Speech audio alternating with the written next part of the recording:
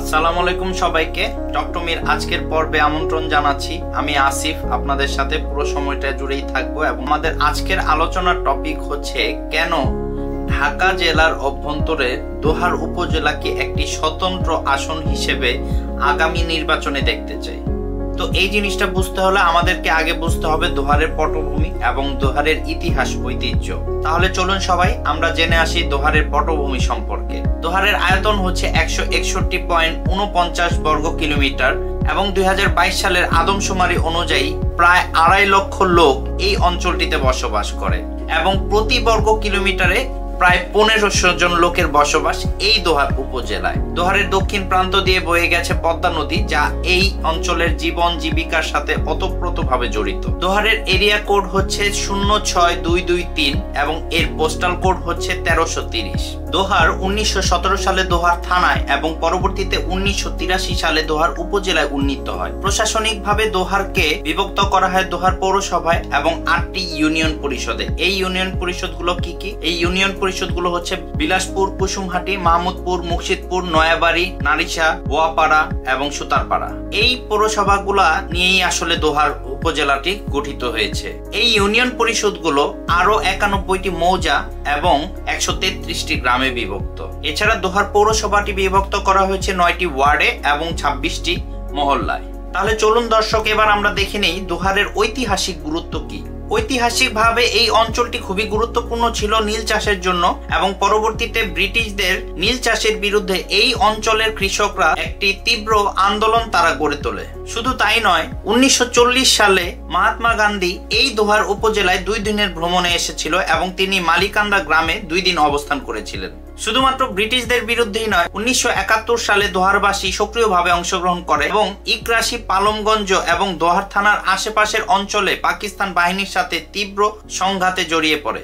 এই অঞ্চলের বীর মুক্তিযোদ্ধাদের মধ্যে রয়েছে বীর উত্তম আব্দুল সালেক চৌধুরী, যার জন্ম 20 সেপ্টেম্বর 1946 সালে এই দোহার উপজেলায়। তিনি পাকিস্তান আমলে ইস্ট বেঙ্গল রেজিমেন্টের একজন সদস্য ছিলেন এবং 1971 সালে তৎকালীন বাংলাদেশের অস্থায়ী সরকার দ্বারা অনুমোদিত কে ফোর্স অর্থাৎ মেজর খালেদ মোশাররফের নেতৃত্বে যে ব্রিগেডটি গঠিত হয়েছিল সেই ব্রিগেডের উপ অধিনায়ক ছিলেন বীর উত্তম আব্দুল সালেক চৌধুরী। তৎকালীন ব্রাহ্মণবাড়িয়ার শালদা নদীর রেল স্টেশন সংলগ্ন এলাকায় মুক্তিযোদ্ধাদের নেতৃত্ব দেন এবং পরবর্তীতে পাকিস্তানি বাহিনীর প্রতিরক্ষার বিরুদ্ধে ব্যাপক অপারেশন সংগঠিত করেন। তাহলে চলুন দর্শক দেখে নেওয়া যাক কিছু ব্যক্তিত্বের নাম যারা শুধু দোহার উপজেলাকেই নয় সমগ্র বাংলাদেশকে গৌরবান্বিত করেছে। এদের মধ্যে রয়েছে শিক্ষাবিদ major general professor doctor A.R. খান, যিনি শিক্ষা ও গবেষণার ক্ষেত্রে ব্যাপক অবদান রেখেছে।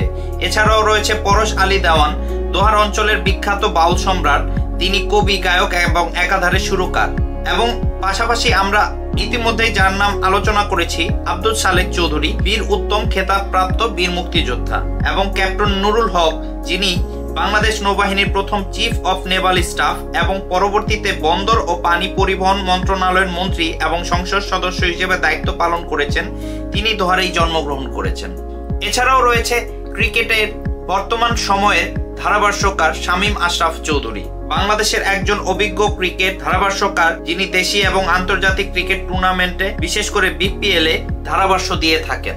এখন প্রশ্ন হচ্ছে, বাংলাদেশের অর্থনীতিতে দোহার উপজেলার ভূমিকা কি? দোহার মূলত একটি কৃষি নির্ভর এলাকা এবং এই অঞ্চলের মানুষজন মূলত ধান, গম, আলু, পেঁয়াজ চাষাবাদের মাধ্যমে তাদের জীবিকা নির্বাহ করে। সাথে সাথে দোহারের দক্ষিণ অঞ্চল দিয়ে যে পদ্মা নদী বয়ে গেছে, সেই পদ্মা নদী থেকে মাছ শিকার করেও এই অঞ্চলের মানুষজন জীবিকা নির্বাহ করে। কিন্তু আধুনিক সময়ে দোহারে জাহাজ শিল্প ব্যাপকভাবে উন্নয়ন সাধন করে এবং এই জাহাজ শিল্প শুধুমাত্র দোহারে নয় সারা বাংলাদেশে প্রশংসা অর্জন করে, যেটা দোহারের অর্থনীতিতে একটা অন্য মাত্রা যোগ করে। কুটির এবং ক্ষুদ্র শিল্পের ভূমিকা। দোহারের তাঁত শিল্প বিশেষভাবে গুরুত্ব অর্জন করেছে। এই অঞ্চলের জয়পাড়ার লুঙ্গি এবং রোহিতপুরের লুঙ্গি শুধুমাত্র দেশেই নয় বিদেশেও প্রশংসা কুড়িয়েছে। রেমিটেন্স এবং সেবা খাত। মূলত দোহারবাসী কৃষিকাজের উপর নির্ভরশীল হলেও 2000 সালের পরবর্তীতে এই অঞ্চলের মানুষ ব্যাপকভাবে বিদেশগামী হয় এবং মূলত মিডল ইস্ট, সৌদি আরব এবং পরবর্তীতে ইউরোপে এই অঞ্চলের একটি বিশাল জনগোষ্ঠী কাজের জন্য পাড়ি জমায় এবং তারা বিপুল পরিমাণ রেমিটেন্স দেশের জন্য পাঠাচ্ছে এবং ভবিষ্যতেও ইনশাল্লাহ পাঠাতে থাকবে। তাই এই ক্ষেত্রে বলাই যেতে পারে যে বাংলাদেশের রেমিটেন্সে দোহার একটি গুরুত্বপূর্ণ ভূমিকা পালন করছে। দোহারকে কেউ কেউ তার আর্থিক সক্ষমতার জন্য বলে থাকে ঢাকার জাপান। 2000 সালের পর থেকে দোহারে অর্থনৈতিকভাবে এবং অবকাঠামোগতভাবে ব্যাপক উন্নয়ন সাধিত হয়। শুধুমাত্র জয়পাড়া এলাকায় 1 বর্গ কিলোমিটারের মধ্যে 15টি ব্যাংক পাওয়া যায়, যা নির্দেশ করে এই অঞ্চলের বাণিজ্যিক সমৃদ্ধিকে। 2000 সালের পর থেকে এই দোহারের অবকাঠামোগত উন্নয়ন এবং এর যোগাযোগ ব্যবস্থার সুবিধার কারণে এই অঞ্চলে একটি ইকোনমিক্যাল জোন প্রতিষ্ঠা করার পরিকল্পনা ছিল এবং যদি এই পরিকল্পনাটি বাস্তবে রূপ নিত তাহলে এই অঞ্চলটি একটি শিল্পাঞ্চল হিসেবে প্রতিষ্ঠিত হতো। তাহলে আমাদের এখন প্রশ্ন হচ্ছে, ঢাকার প্রাণকেন্দ্র থেকে একটু দূরেই দোহার উপজেলাকে কেন একটি স্বতন্ত্র আসন দেওয়া হবে না? কেন একটি স্বতন্ত্র আসন দেওয়ার মাধ্যমে এই অঞ্চলের উন্নয়ন সাধন করে ঢাকার যে মেজর ক্রাইসিস গুলা, যেমন আবাসন সংকট সহ অন্যান্য যে ক্রাইসিস রয়েছে, এই ক্রাইসিস গুলা দোহারকে কেন্দ্র করে খুব সহজেই সমাধান করা সম্ভব।